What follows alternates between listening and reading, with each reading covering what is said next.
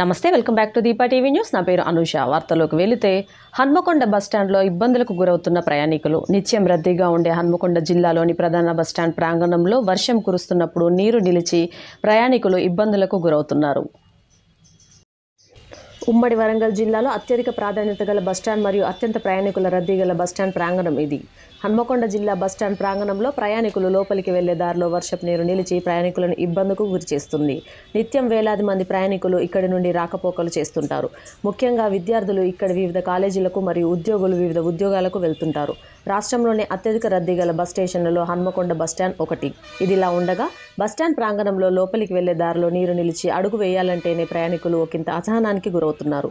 ఇలా నీరు నిలుస్తూ ప్రయాణికులను, ముఖ్యంగా పిల్లలను, విద్యార్థులు, మహిళలు, ఉద్యోగులు, వృద్ధులను తీవ్ర ఇబ్బందులకు గురిచేస్తుంది.